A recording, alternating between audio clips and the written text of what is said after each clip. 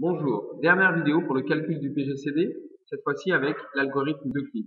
Donc ici, il est demandé de calculer le PGCD de 100, 8 et 180 à l'aide de l'algorithme d'Euclide. Alors, je rappelle, ici, il faut effectuer la division de 180 par 108 et trouver le reste. Donc ici, il y a une formule sous le tableur qui nous permet de renvoyer le reste d'une division euclidienne. Donc, ici, la formule c'est mode sans heure. Alors, M-O-D, mode. Alors, il faut donner le dividende, qui est 180. Ensuite, on voit ici là, l'aide, il y a un point virgule. Donc, point virgule et le diviseur, c'est 108 et je valide. Donc, quand je fais 180 divisé par 108, le reste est 72. Donc maintenant, je dois faire la même division euclidienne et prendre le reste de 108 et 72. Donc, comme je veux automatiser mes calculs pour pouvoir réutiliser cette feuille, je vais utiliser une formule. Donc ici, je mets égal. Je prends le nombre qui se trouve en D3.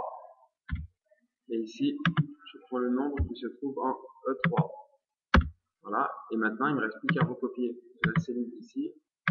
Recopier vers le bas. Alors effectivement, ça me fait une valeur là, puisque j'ai fait une division par 0, puisqu'il n'y a rien dans cette case.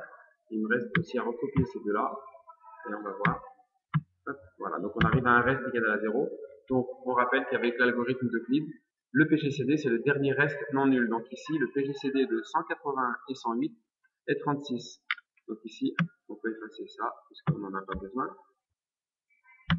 Donc, on a fait 180, 108. Donc, ces deux nombres, ils sont rentrés directement à la main. Ensuite, ici, je fais mode C3, D3 pour avoir le reste de la division euclidienne des deux nombres. Ensuite, ici, je prends égal à D3, égal à E3, et je recopie vers le bas pour pouvoir automatiser les calculs. Donc, on va ici, par exemple, calculer le PGCD de 54 et de 8. Eh bien, on voit 54 divisé par 8, le reste est 6. 8 divisé par 6, le reste est 2. 6 divisé par 2, le reste est 0. Donc le PGCD est 2.